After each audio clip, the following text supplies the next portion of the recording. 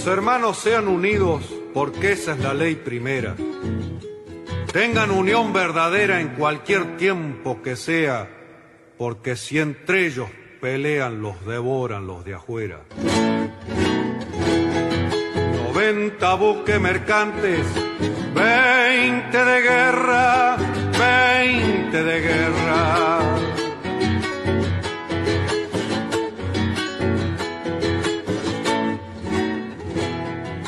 Vienen pechando arriba las aguas nuestras, las aguas nuestras.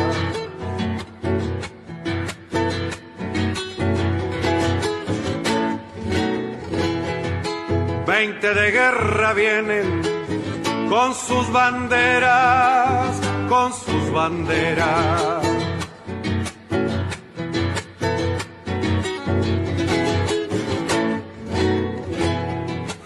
Pucha con los ingleses, quien los pudiera, quien los pudiera, que lo tiro a los gringos, un y gran 7, navegar tantos mares, venirse al cohete, que digo venirse al cohete. Buenas tardes, queridos oyentes. Con los acordes y el canto del triunfo, la vuelta de Obligado, de Miguel Brasco y Alberto Merlo, interpretado por este último, hoy, 18 de agosto, damos comienzo al programa 260 de Obligados a Volver, programa que se transmite todos los miércoles y sábados a las 18 horas por nuestra página en Facebook, Obligados a Volver, programa radial. Obligados a Volver, un análisis de la realidad argentina y mundial desde nuestra mirada, que es nacional, popular, democrática, feminista, latinoamericanista y ambientalista. Obligados a volver, porque como dijo el general San Martín, cuando la patria está en peligro, todo está permitido, excepto no defenderla. Recordando además nuestras consignas fundacionales: lealtad a Perón, Cristina Conducción. Dirección: Norberto Raful y Consejo de Columnistas y Asesores. Locución: quien les habla, Marina Martínez. En la operación técnica, Nicolás Rearte.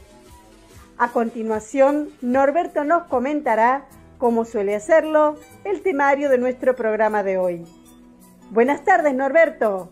Buenas tardes, Marina. Buenas tardes a todos, todas y todes les oyentes de Obligados a Volver.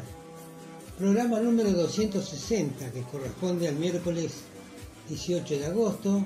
Como es habitual, lo organizamos en dos bloques. En el primer bloque están las efemérides históricas que prepara Edgardo Margiota, y luego vienen las operetas del Grupo Comuna, comunicadores de la Argentina, con el análisis comparativo de la prensa hegemónica y sus distintos articulistas. A continuación, la columna de política nacional que prepara Carlos Solubica, y cerrando este primer bloque, en homenaje al general San Martín, la chacarera San Martín. Un pequeño paréntesis dedicado a informar sobre otros medios de comunicación del Grupo Obligados a Volver, y arrancamos con el segundo bloque con la columna de Jorge Manchinelli, que se refiere al río Paraná y dice: solo el Estado puede solucionar la crisis. A continuación, en su columna de ambiente, también Silvia Oliviero va a hablar del río Paraná, diciéndonos el río que se nos va. Hacemos una referencia musical con Joan Manuel Serrat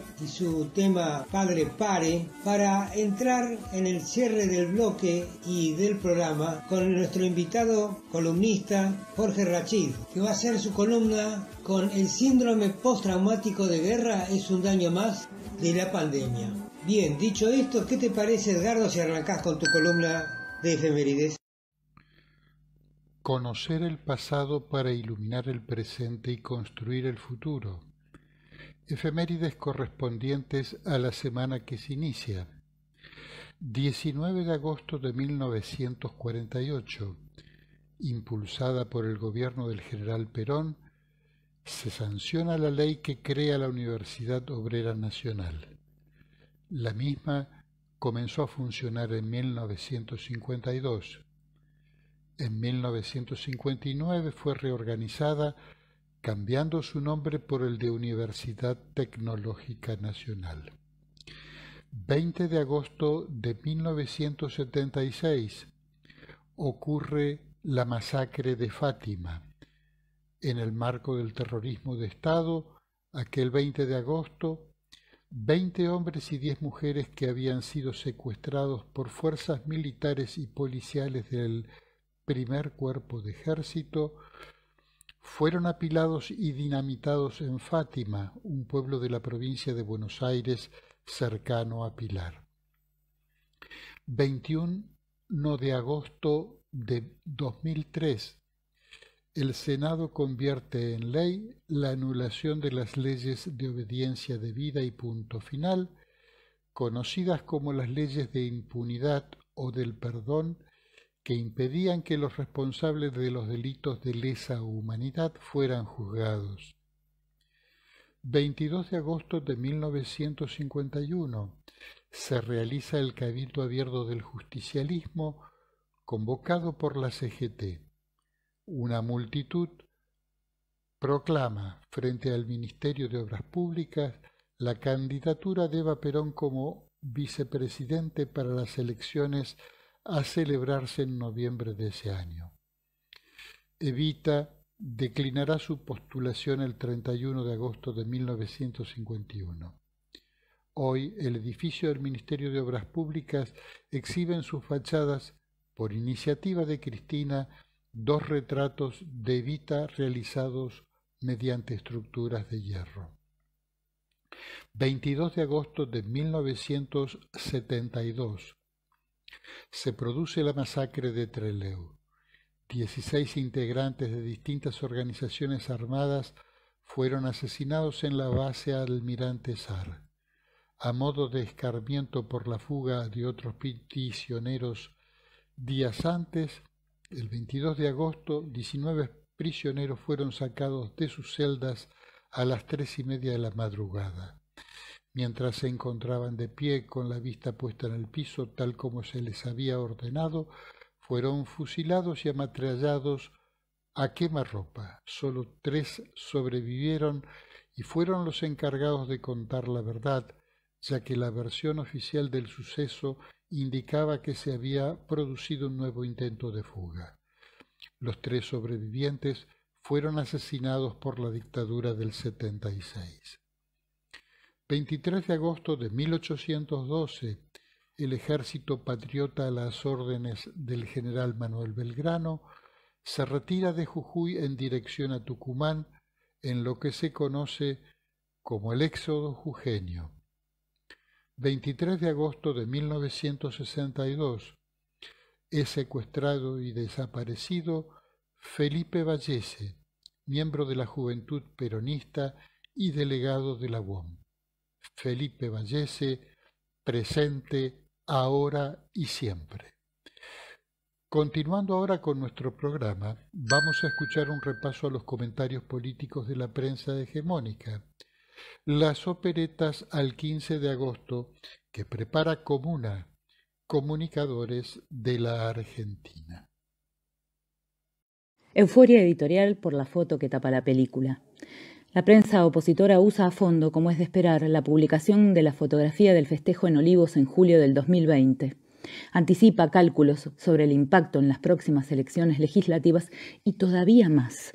Dicta sentencia hacia el 2023, pues llega a afirmar que la reelección del presidente quedó frustrada.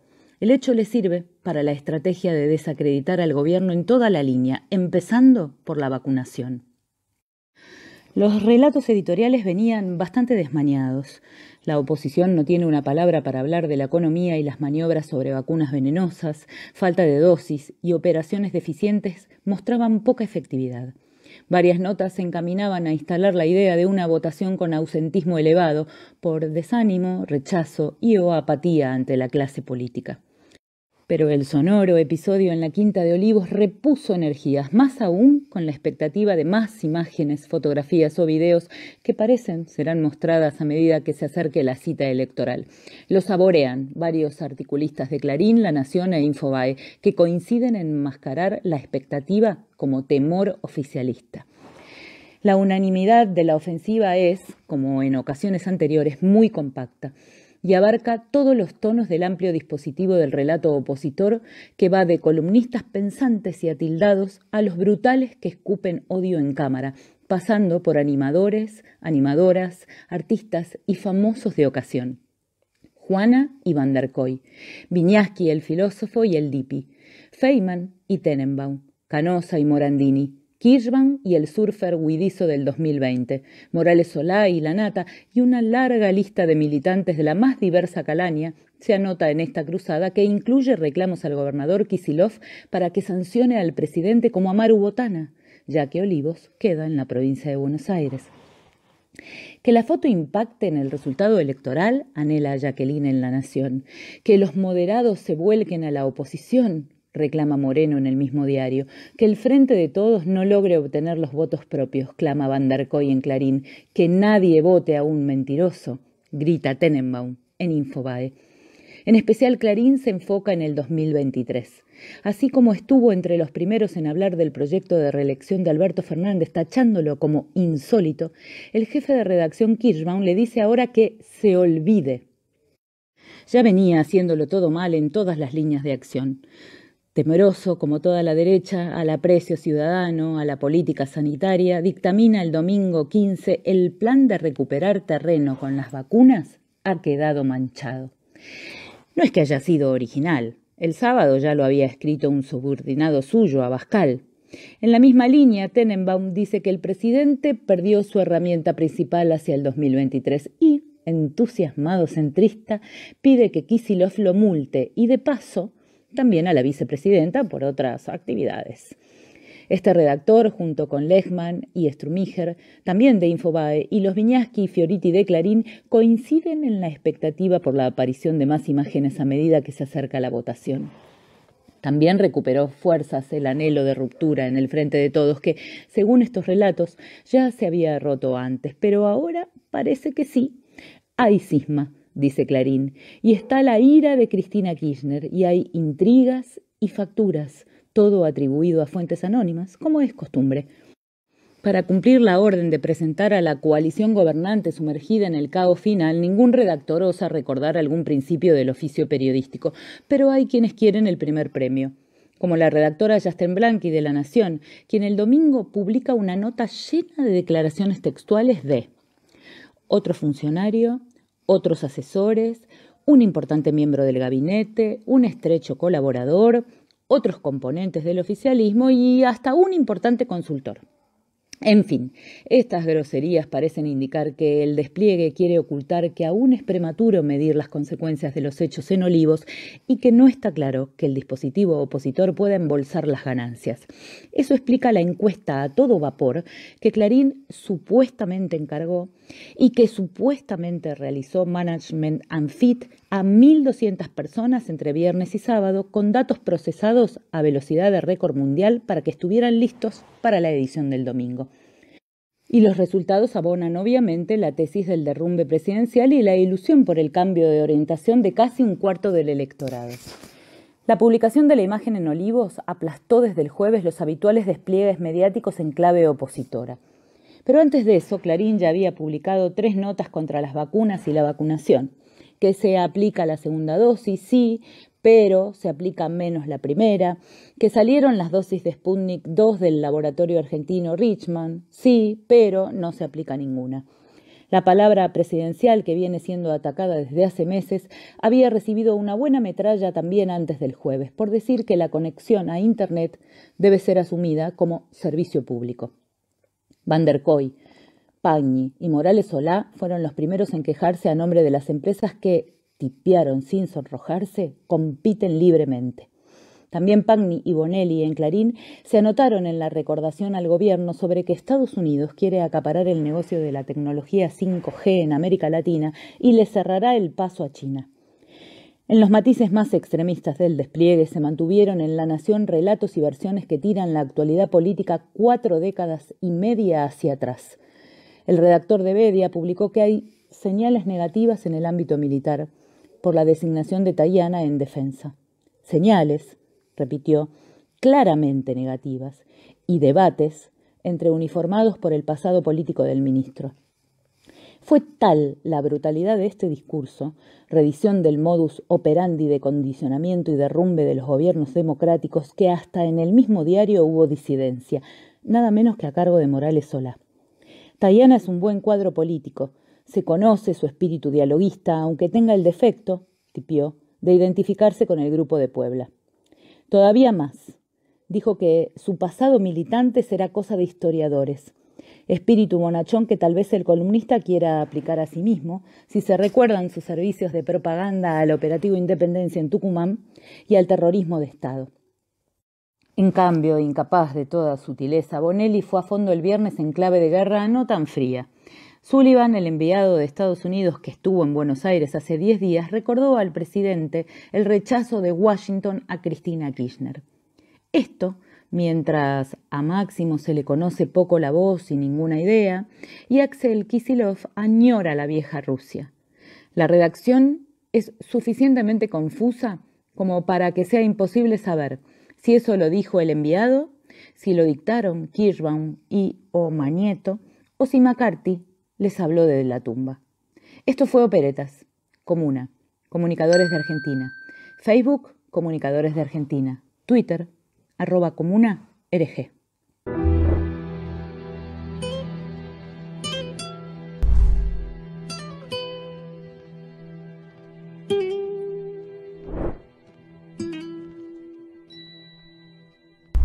Hola, soy Carlos Solubica y voy a hablar de la política nacional. En el momento de realizar esta grabación es el lunes 16 de agosto, pasadas las 17:30. En la última semana nos tiraron por la cabeza la foto de Alberto Fernández en una reunión social en Olivos con 10 adultos y una niña. Su pareja, Fabiola Yáñez, festejaba su cumpleaños en julio del año pasado, durante la vigencia del aislamiento social preventivo y obligatorio. Una transgresión a la norma dictada por el propio presidente de la Nación. Es indiscutible que ese hecho estuvo mal, que no debió ocurrir, como reconocieron el mismo primer mandatario, su jefe de gabinete y otros ministros y funcionarios de primer nivel. ¿Tiene remedio algo que no debió acontecer pero aconteció?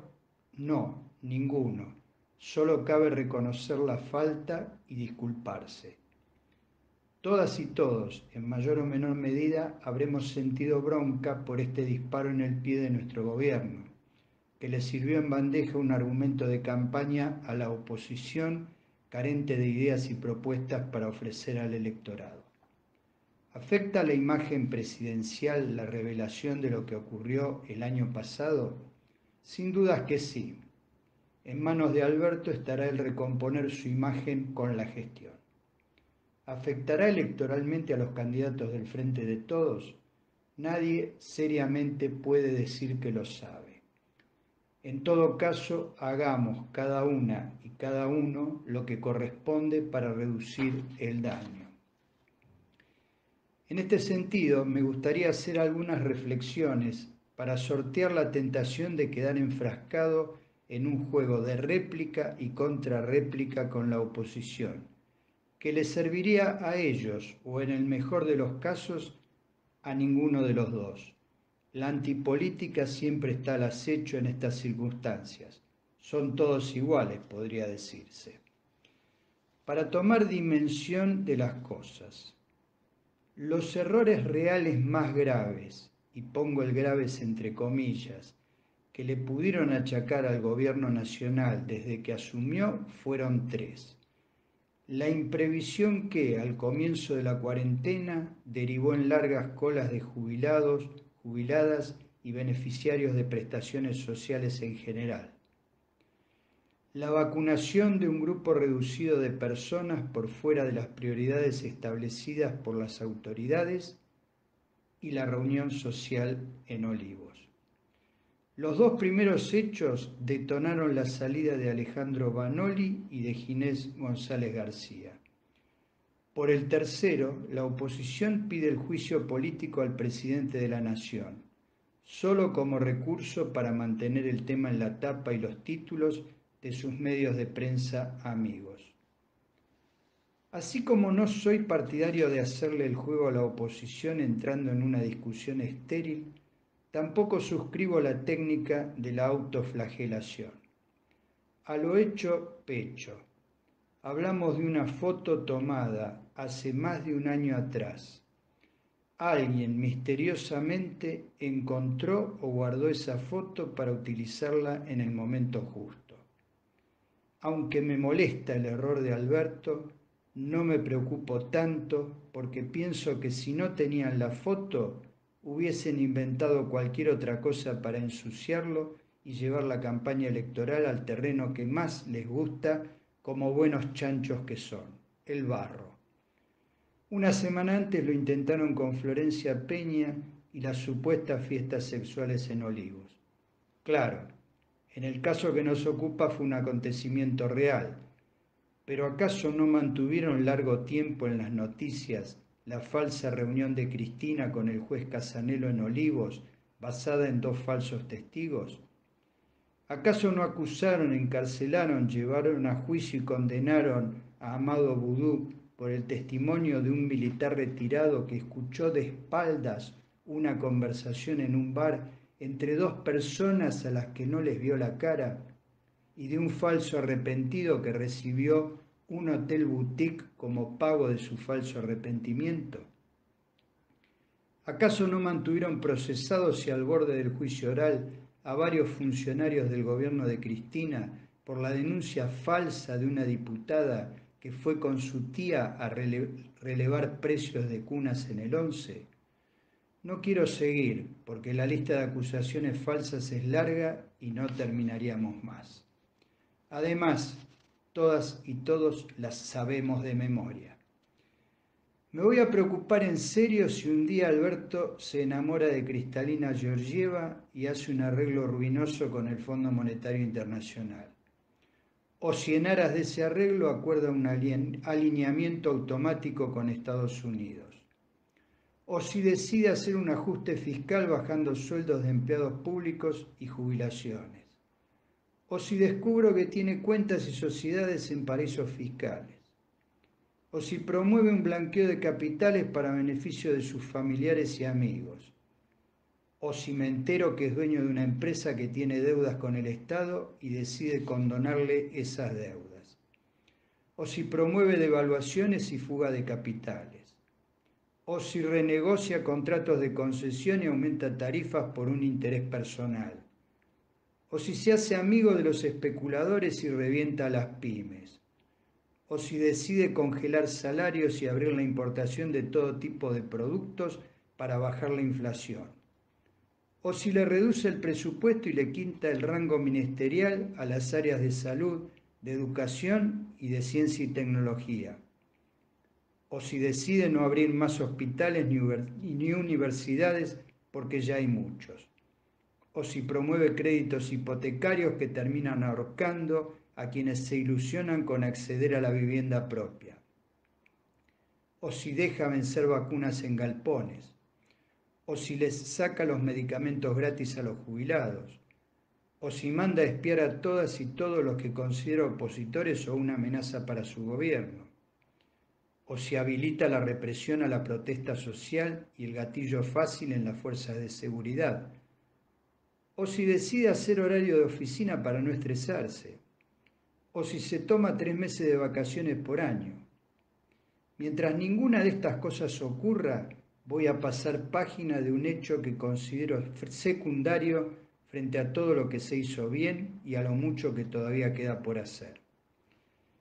Parece que, con la exitosa campaña de vacunación, estamos dejando atrás lo peor de la pandemia. Pero como dijo Cristina, ahora tendremos que hacernos cargo del muerto que nos dejaron. porque ellos, los que lo dejaron, no se van a hacer cargo. Este debe ser el eje de la otra campaña, la electoral. Discutir el camino para superar las dos pandemias, la que dejó el macrismo y la del coronavirus. Discutir cuál es el camino para llegar a un acuerdo con el Fondo Monetario Internacional que sea sostenible económica y socialmente para la Argentina. Discutir cuál es el camino para pasar de la reactivación económica al crecimiento y el desarrollo sostenido. Discutir cuál es el camino para superar el problema estructural de la restricción externa. Discutir cuál es el camino para bajar la inflación y lograr la recuperación real de los ingresos de la población. Discutir cuál es el camino para reducir la informalidad laboral, la pobreza y la indigencia. En fin, discutir cuál es el camino para lograr la Argentina que la gran mayoría de nuestro pueblo quiere y que una minoría poderosa se empeña en obstruir. Muchas gracias a todas y a todos y les mando un fuerte abrazo.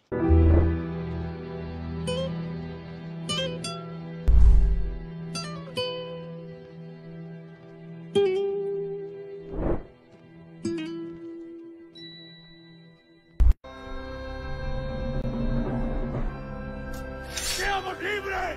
¡Que lo demás no importa nada! ¡Viva la patria! ¡Viva! ¡Viva la patria! ¡Viva! ¡Viva la patria!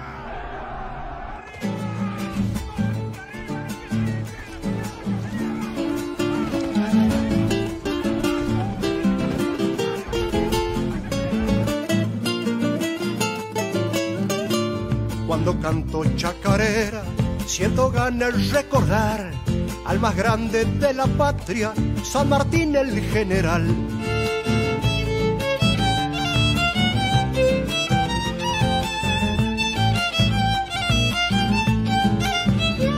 Con su lucha y su coraje, él nos dio la libertad.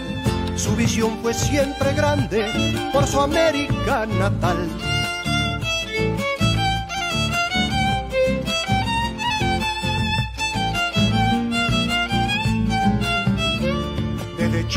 Fue valiente cuando en África peleó y en 1808 venció al mismo Napoleón.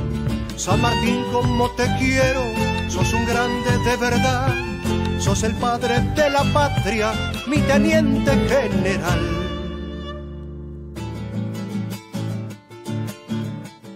¿Qué tiene la chacarera? ¿Qué tiene que hace sentir? ¿Qué tiene que cuando canto mi corazón apura el latir al evocar a aquel valiente San Martín el General, el gran héroe que con su lucha nos diera la libertad? ¿Qué tiene la chacarera que también me hace decir que allá en 1814 en Ciudadela formó un fortín para entrenar a sus soldados y al enemigo vencer, forjando así nuestra patria y las cadenas romper? Tu vida entregaste toda por un noble y gran ideal. Hiciste libre a la América con tu genialidad militar. Fueron siempre los mediocres los que envidiaron tu accionar. Los traidores y los cobardes te persiguieron hasta el final. Por eso cuando me acuerdo del teniente coronel, el orgullo inunda mi alma. Mi admiración no tiene fin, porque conozco toda tu vida, José Francisco de San Martín. El combate San Lorenzo fue el comienzo de tu acción, luego cruzaste los Andes para seguir con tu misión.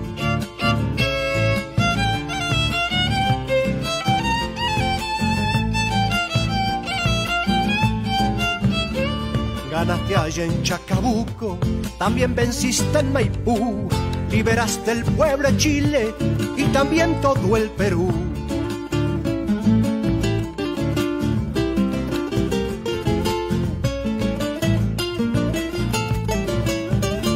Sean eternos los laureles para el grande general, toda América le debe la gloriosa libertad. San Martín, como te quiero, sos un grande de verdad, sos el padre de la patria, mi teniente general.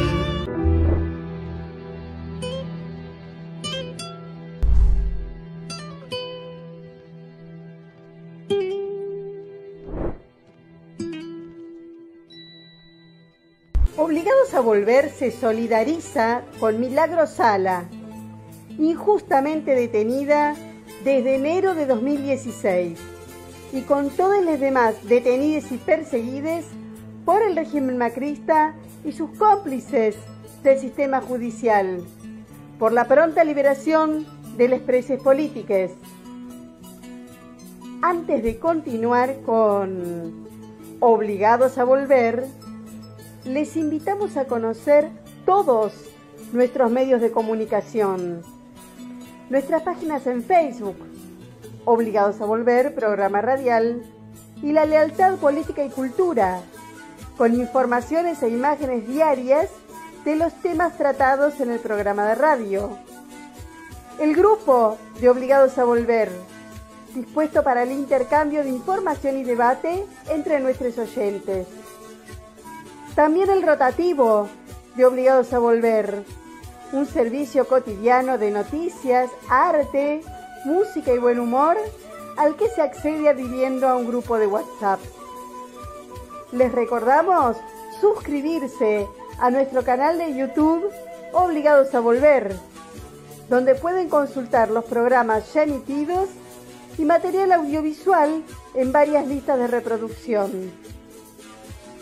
Y seguimos sumando espacios para compartir con ustedes.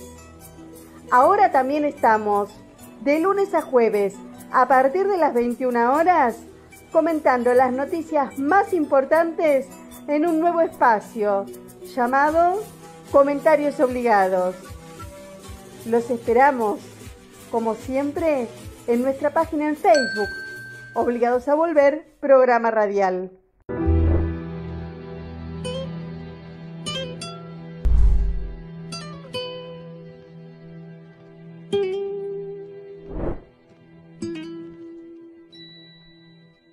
Solo el Estado puede solucionar las consecuencias de la crisis del río Paraná.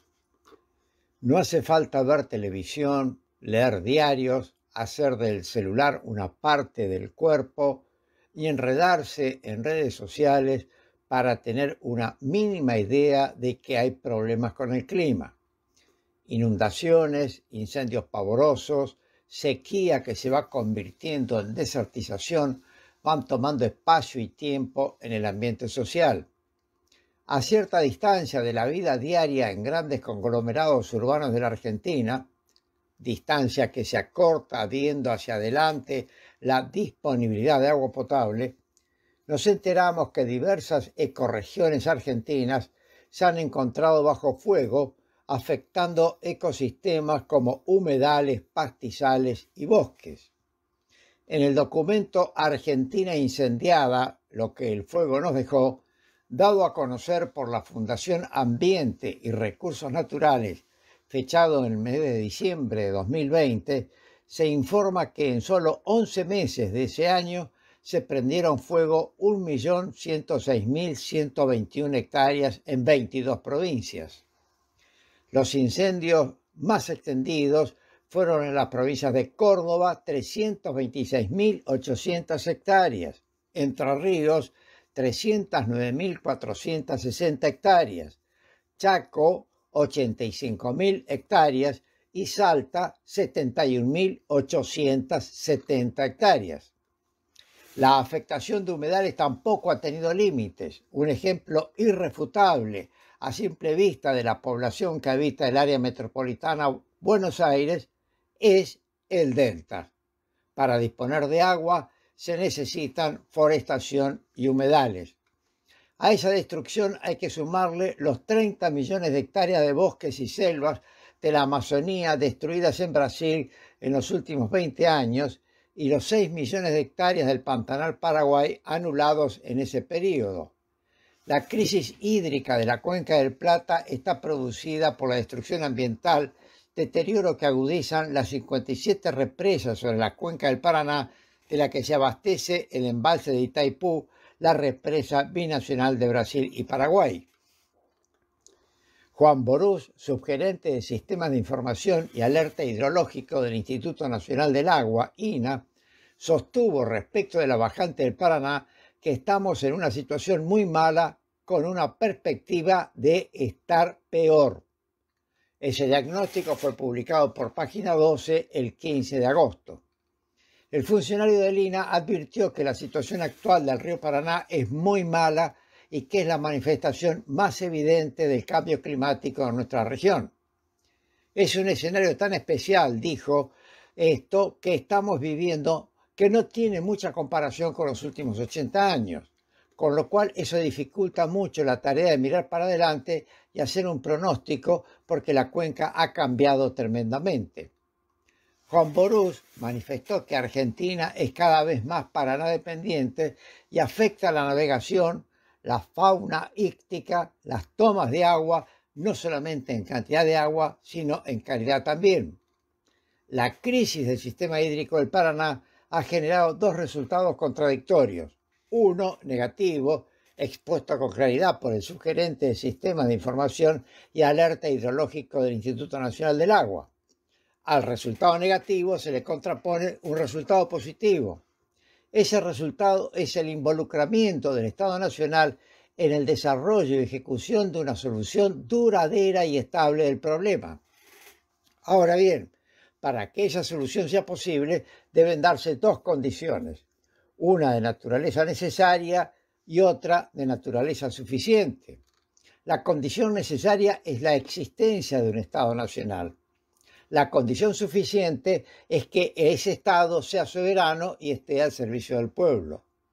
Con el macrismo en el gobierno, que manejó el Poder Judicial, fue sostenido por el sistema de medios y se dedicó a negocios de socios y amigos, no hubo Estado soberano y al servicio del pueblo. El endeudamiento externo sin precedentes, varios intentos de cesión de soberanía territorial y la desorganización de estructuras y funciones estatales a través de disminución de presupuestos y eliminación de áreas, debilitaron al Estado argentino. Sin el rescate del Estado mediante la recuperación del sistema de salud, la distribución de vacunas, el sostenimiento de la economía y la asistencia social comenzada en diciembre de 2019, no hubiera sido posible enfrentar la pandemia del coronavirus. Con el Estado rescatado a partir de esa fecha, es posible darle solución a la crisis del río Paraná mediante un nuevo enfoque ambiental, económico y logístico.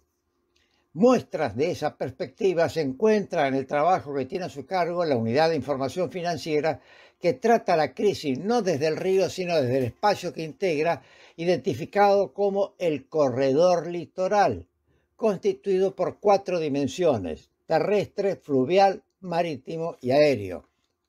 En el portal de la Unidad de Información Financiera se encuentra una nota de opinión del arquitecto Almuina, integrante del organismo, sobre un tema que la Unidad de Información considera relevante para el desarrollo argentino y el control del lavado de activos, el corredor litoral y lo que por allí sucede.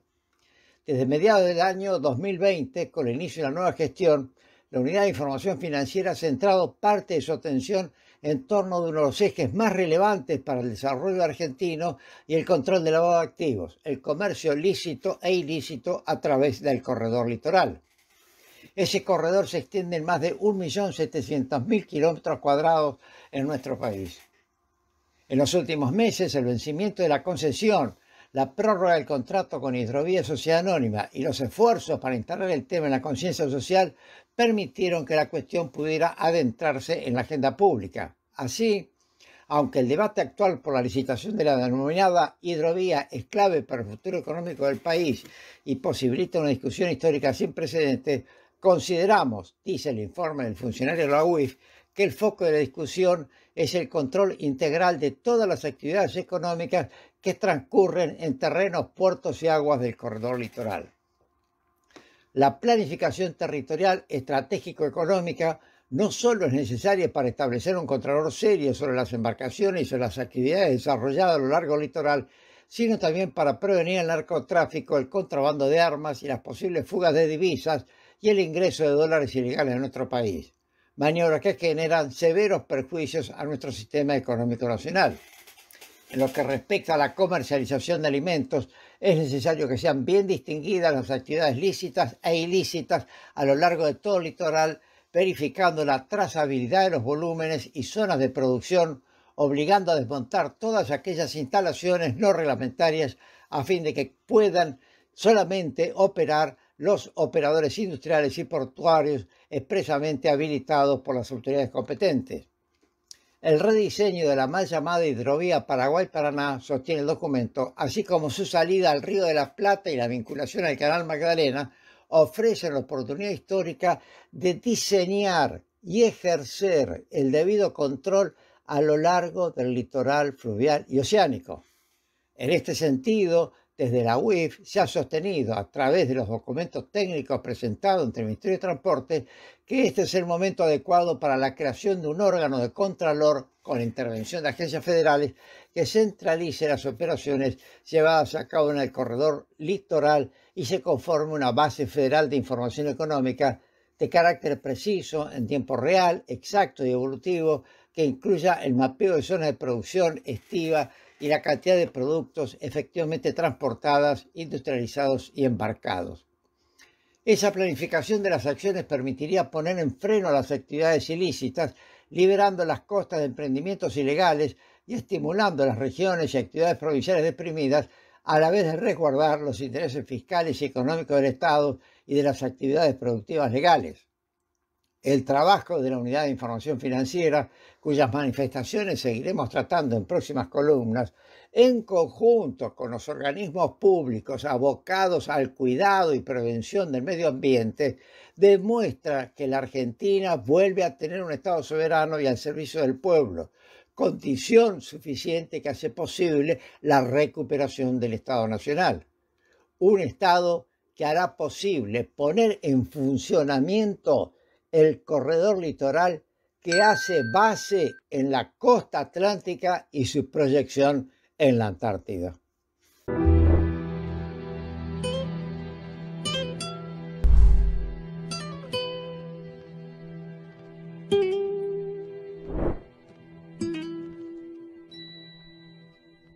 Hola a todos, ¿cómo están? Buenas tardes. Esta es la columna de Ambiente. Soy Silvia Oliviero Guieto y hoy me voy a referir al río que se nos va.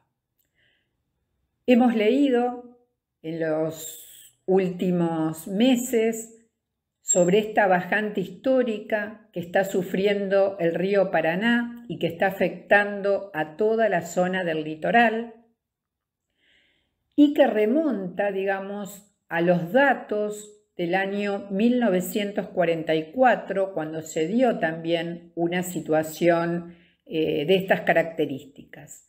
La diferencia, de acuerdo a lo que sostienen los especialistas en temas hídricos, especialmente la gente de la Facultad de Ingeniería Hídrica de la Universidad Nacional del Litoral, que viene estudiando los comportamientos del ecosistema hidrológico de la región, nos dicen que esta situación es diferente porque ya lleva prácticamente 2 años en una solución de continuidad, digamos, que esto no había ocurrido en el año 1944. Y lo asocian a este tipo de comportamiento fundamentalmente a la deforestación que ha sufrido la zona. Recordemos que toda la zona del litoral, incluido Paraguay y parte de Brasil en la zona del Amazonas, ha sufrido la deforestación continua, especialmente a partir de la década de los 90, cuando se instala el modelo sojero en toda la región, justamente a la vera del río Paraná. Por el otro lado, también tenemos que recordar los incendios del año 2019 ocurridos en la Amazonía, que han modificado de alguna manera el ciclo hidrológico en toda la región aledaña. También en Argentina, el año pasado, que fue el récord histórico en cuanto a ser el año más cálido registrado en nuestro país, tuvimos prácticamente 1,5 millones de hectáreas afectadas por los incendios.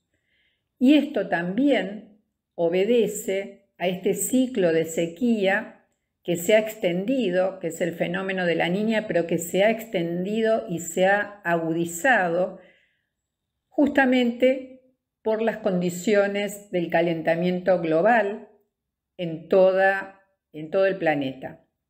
Pero específicamente atendiendo las cuestiones de la región, tenemos que hablar que la deforestación, producto del modelo sojero, sumado a las condiciones de base que se están manifestando a nivel global, son las que han derivado en esta sequía extrema y que afecta a todo el ciclo hidrológico y compromete al río Paraná.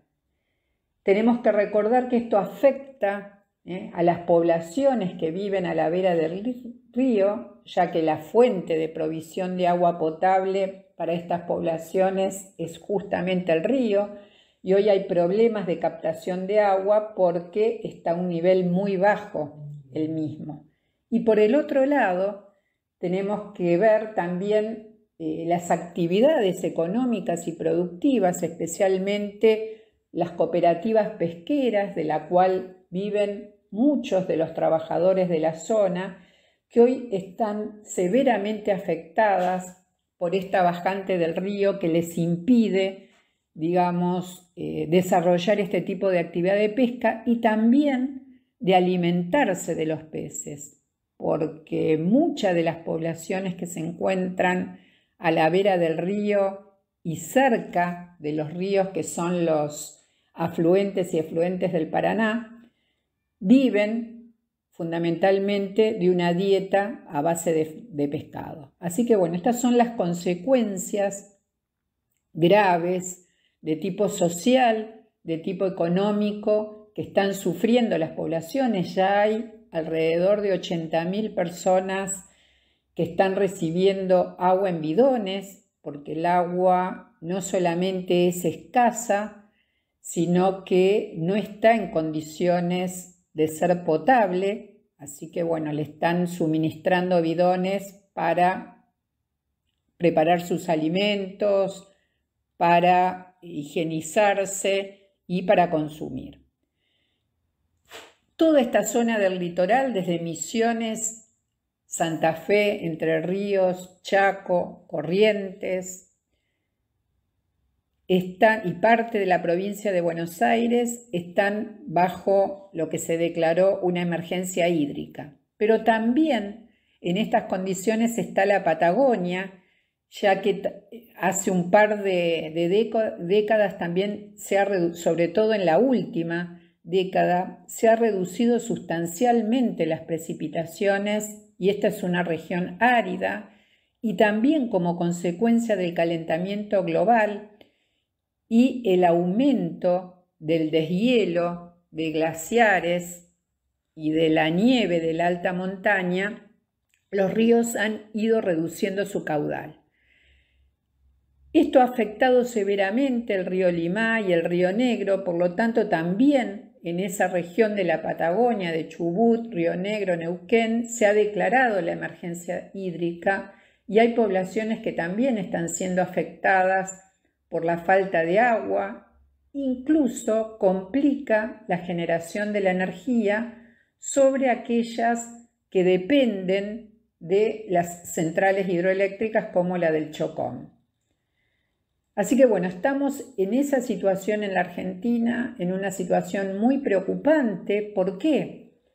Porque estos escenarios no es que se van a ir rápidamente, sino que son los escenarios que nos esperan a partir de las consecuencias del cambio climático y del calentamiento global. Justamente el 9 de agosto, en Ginebra, se presentó el 6º informe del Panel Intergubernamental de Cambio Climático, que es un grupo de expertos que elabora los informes sobre el estado de situación del planeta y hace las propuestas de soluciones. Para eso hace una revisión de todos los trabajos científicos que sobre el tema se generan en el mundo y emite estos informes cada 4 años. Este es el 6º y este informe pertenece al grupo 1 del Panel Intergubernamental de Cambio Climático, es el IPCC, y que se denomina Cambio Climático 2021, las bases físicas. ¿Qué nos dice este informe? Nos dice, en forma resumida, que el cambio climático se ha generalizado en todas las regiones de la Tierra, que es mucho más rápido y que se ha intensificado.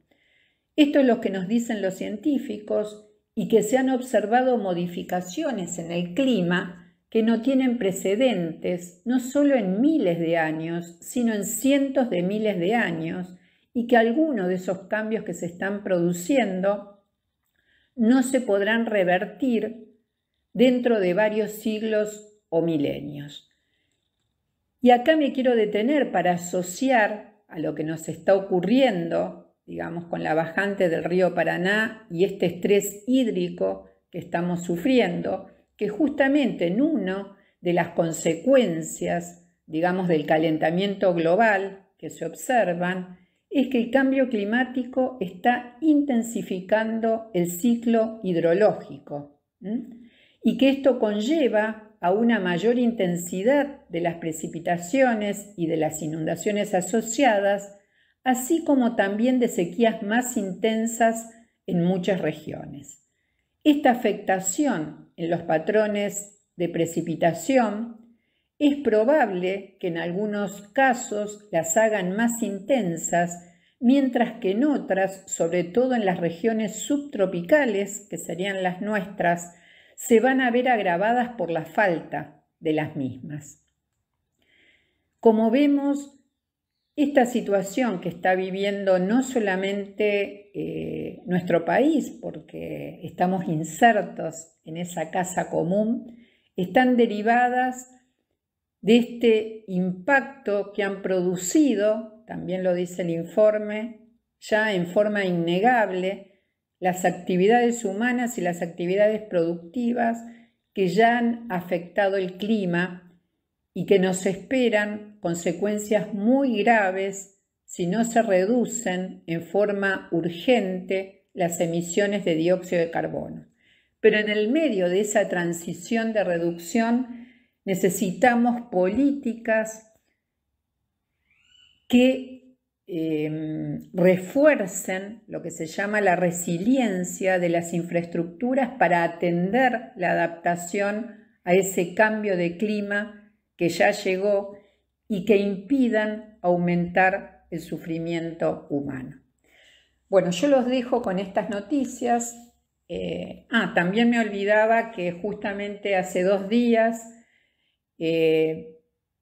se evaluó, digamos, como se hace todos los años, el estado o el aumento de la temperatura y se observó que julio se transformó en el mes más cálido, especialmente en el hemisferio norte, registrado en 142 años, alcanzando un nuevo récord. También estamos observando en el hemisferio norte situaciones climatológicas extremas como inundaciones, incendios forestales, lo vimos en Alemania, en China, en el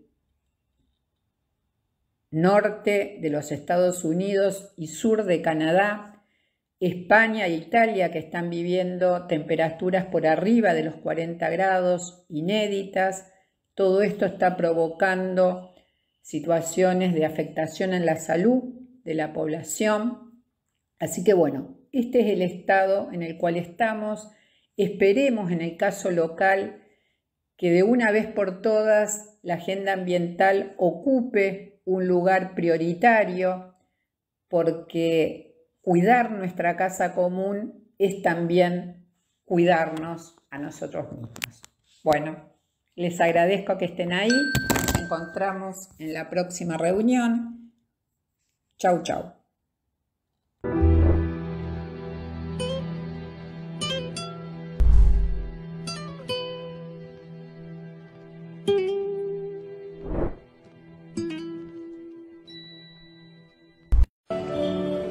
Vamos a continuar con una canción que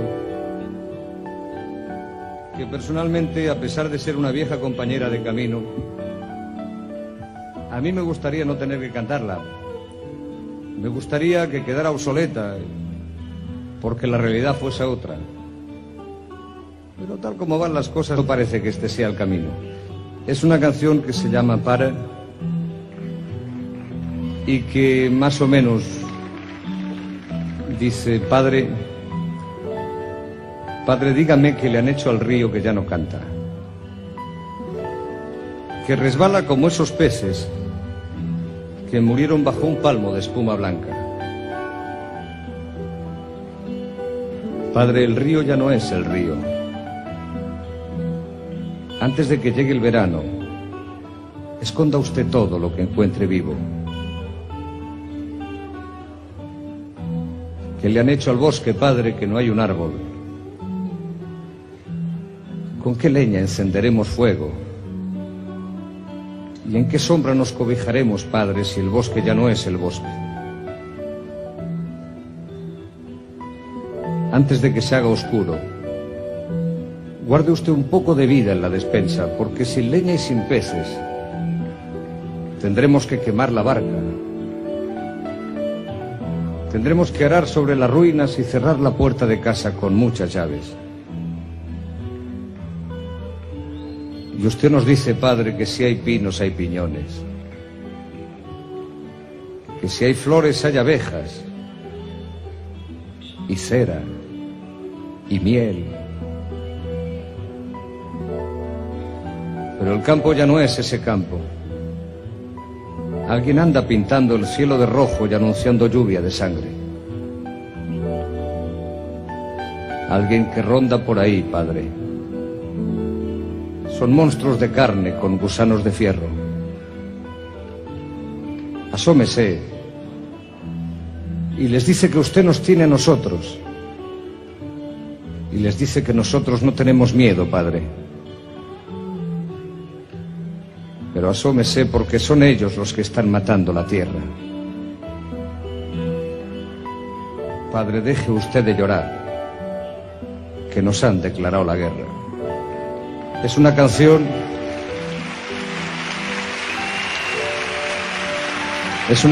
que con mucha amargura y un tanto también de vergüenza yo quiero dedicar a esos canallas que queman nuestros bosques, ensucian nuestras aguas, envenenan nuestros alimentos y se enriquecen con las miserias ajenas.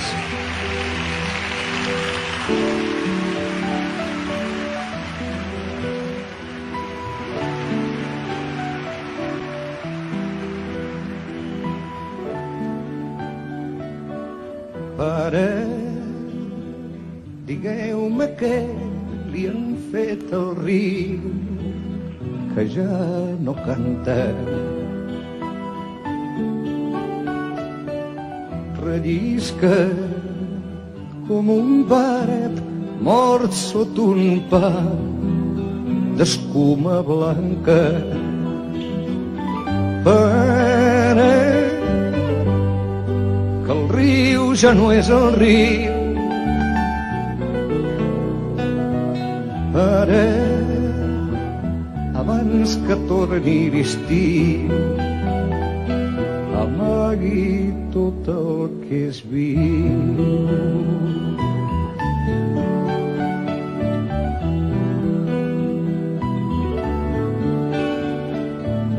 Ara, digueu-me què li han fet al bosc, que no hi ha arbre.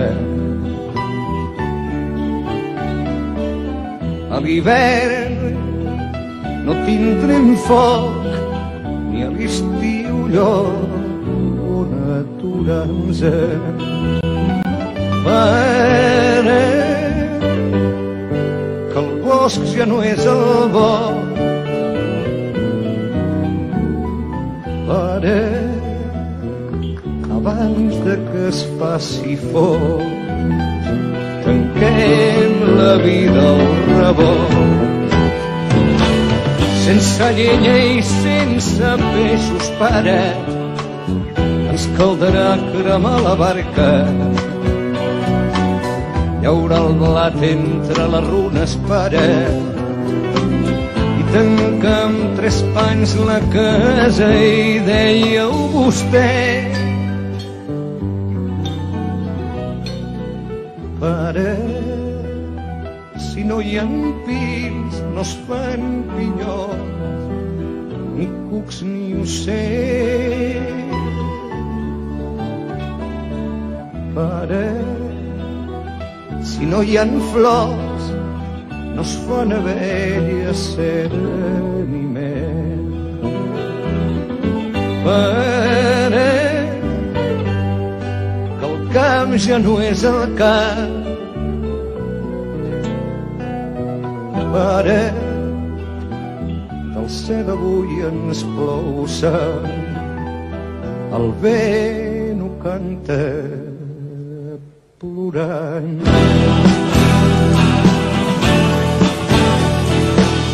Pare, que són aquí monstres de carn, cucs de ferro. Pare, no tingueu por, digueu que no, que jo us espero. Pare, que estan matant la terra. Pare, deixeu de plorar, que ens han declarat la guerra.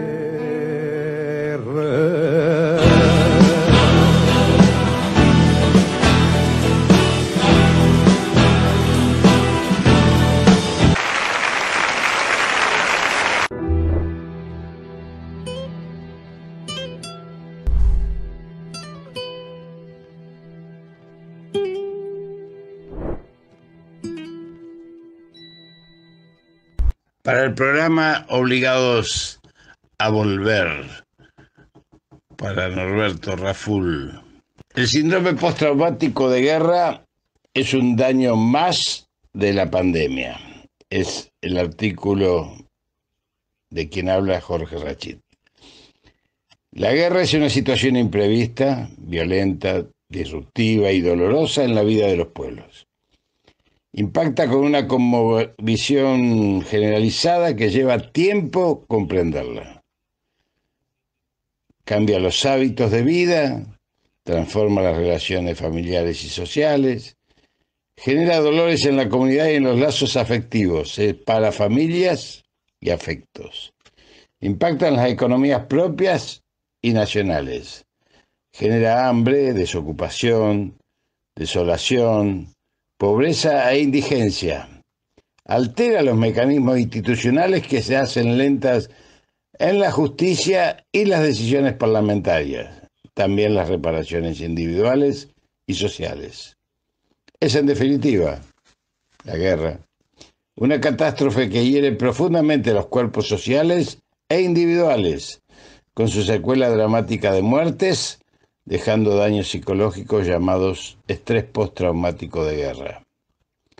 Eso es una guerra, provocada acá y en el mundo por la invasión de un virus que, por ser imperceptible para la visión cotidiana, solo golpea cuando pasa cerca o lo afecta con su carga mortal. Pero es una invasión tan clara como cualquier otra, con ejército y banda o misiles, drones, bombardeos y destrucción, procesos que van horadando la normalidad previa, desarticulando la vida. Ya nada es igual, ni lo será futura, tanto por su carga psicológica como por el temor generado por los miedos prolongados. La política en ese terreno nunca es una tabla de Moisés, ni las teorías políticas dogmáticas sirven. Es el pragmatismo y la decisión día a día, ante el embate de una situación que siembra incertidumbres permanentes, más allá de resoluciones prácticas diarias, que intenta dar respuestas puntuales a emergencias siempre dramáticas. Es necesario entender que la planificación estratégica en plena guerra es dinámica. Los caminos determinados de ayer se cierran hoy, porque surgen nuevos escenarios y se abren nuevos frentes de batalla, en diferentes espacios de disputa política o sanitaria, mientras surgen nuevas técnicas e instrumentos de combate al enemigo solapado. Imperceptible, pero profundo, hiriente y mortal. Esa condición permanente de cambios de tácticas con el objetivo de detener la agresión del invasor es la dinámica propia de un conflicto de estas características, en donde los seres humanos juegan papeles diferentes y los actores principales de la política se siguen comportando como si la guerra no existiese, con análisis asépticos y definiciones de quirófanos cuando existe una emergencia sanitaria. En una situación de guerra van sucediendo acontecimientos que definen un camino, que puede ser luminoso en el caso de los mártires y héroes que dieron y dan sus vidas y ofrecen sus pertenencias por todos nosotros, pero hunden las penumbras y la sombra de la historia a los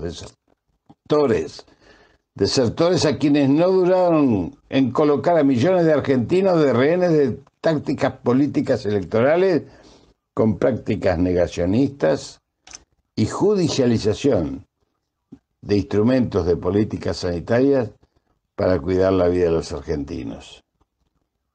Esas situaciones se suceden de la mano de un Estado colonial, que al servicio de intereses concentrados crea una institucionalidad construida por sectores minoritarios, profundamente penetrados, colonizados económica y culturalmente por intereses foráneos cuyo único objetivo excluyente es golpista y destituyente del gobierno nacional y popular. Los medios hegemónicos, que dejaron ya de ser medios de comunicación, son factores de poder real, el verdadero partido colonial, y son las verdaderas herramientas del enemigo para la preservación y consolidación del neoliberalismo. E intentaron durante la guerra ocultarla como tal, esconderla como sentido de preservación colectivo. En ese sentido, escondieron bajo las alfombras la información internacional. Fueron portavoces de los monopolios farmacéuticos que pretendían bienes soberanos sobre los contratos de provisión. Denostaron vacunas competidoras, llamaron a romper la cuarentena con fines económicos, también a movilizaciones de quema de barbijos y planteando que el virus no existía, denigrando las decisiones políticas habilitarias, debilitando la confianza pública en las medidas, provocando miles de contagios y muertos. Si no se logra visualizar a esos instrumentos como el enemigo y se los sigue observando como medios de comunicación independientes, si la Argentina tiene entonces un grave problema futuro, que es la imposibilidad de consolidar una patria matria latinoamericana con justicia social y soberanía política. La falta de consolidación de la idea de guerra pandémica provocó que en la conciencia colectiva del pueblo argentino no se instalase la emergencia como tal, que eran ni más ni menos que la vida y la muerte. Ningún pueblo bajo ocupación y destrucción privilegia los aspectos económicos sobre la supervivencia, siendo ese instinto superior a cualquier especulación. La muerte diaria, informada en números, aleja a la humanidad del drama que se vive. Todo se traduce en cifras y porcentajes de miles de vidas que se escapan de sus familias y sus afectos. Si se relata la vida y los sufrimientos de cada persona que sufre la guerra sanitaria, es cuando comienza a comprenderse la finitud de la vida o lo trascendente de defenderse del ataque por sí mismo y por los demás, de construir los mecanismos de resiliencia necesarios para soportar el dolor cotidiano que invade y deprime, penetra y duele, angustia y paraliza. Por esa razón una guerra se analiza desde lo psicológico, sociológico a lo político, desde lo sanitario y asistencial a sus consecuencias posteriores, en una cadena de interpretaciones que nos deben dejar múltiples enseñanzas en cada plano del análisis. Es que los comportamientos humanos en situaciones límites van desde la salvación individual, neoliberalismo de manual, desde la batalla política para construir estrategias sanitarias defensiva y ofensiva, que es el gobierno popular, hasta plantear el efecto manada que dice mueran los que tienen que morir, de la oposición criminal. En esta guerra, como cualquier otra, afloran las asimetrías sociales, sufriendo más las consecuencias aquellos sectores de menos recursos a los cuales se debe llegar de cualquier manera para afrontar la dura batalla de la supervivencia. Desde subsidios económicos a alimentos entregados, que es peronismo en acción, frente a quienes desde situaciones de privilegio pretenden preservar el marco macroeconómico en función de los intereses afectados por la guerra, que son los economistas ortodoxos. Así hubo empresarios que decidieron despidos masivos ante la primer contingencia como Techín, mientras las organizaciones gremiales y sociales ofrecían sus servicios solidarios para enfrentar la crisis, gremios y movimientos sociales. Son las caras, sin dudas, de una situación de guerra en donde algún día siempre se le deberán rendir cuentas al pueblo. Quienes crean que la vacunación acaba con el problema se equivocan. Puede ser acotado el tema sanitario, ya controlado por falta de espacio del ciclo molecular del virus para hacerse comunitario, quedando como enfermedad presente a ser controlada, en especial en los grupos de riesgo. Pero las secuelas psicológicas y sociales del conflicto durarán años. Por esa razón, los modelos a seguir serán sin duda el eje de disputa de los espacios de poder futuro, con pueblo o sin pueblo, con modelo solidario o modelo financiero, con más Estado presente o con Estado mínimo, con preservación de la naturaleza o estimulando el capitalismo depredador hacia el calentamiento global. Preguntas sin duda, las cuales sería importante discutir.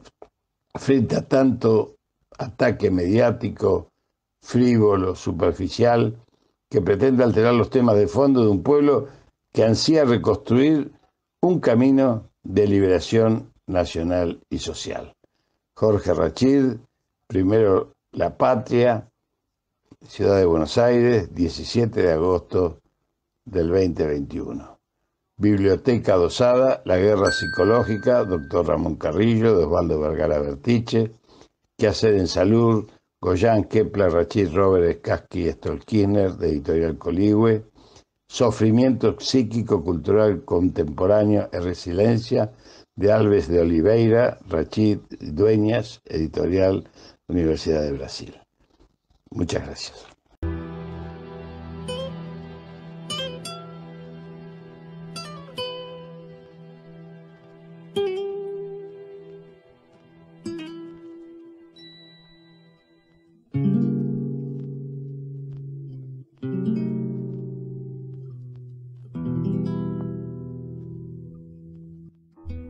Se nos está terminando el programa. Agradecemos a nuestro operador, Nicolás Rearte, por su trabajo que nos permite salir al aire. A todos los oyentes por su atención, especialmente a los que ponen me gusta en nuestras páginas de Facebook. Antes de despedirnos, les recordamos que nuestro programa de radio, Obligados a Volver, se transmite todos los miércoles y sábados, siempre a las 18 horas. Y los comentarios obligados, de lunes a jueves, a partir de las 21 horas. Este fue otro programa de Obligados a Volver.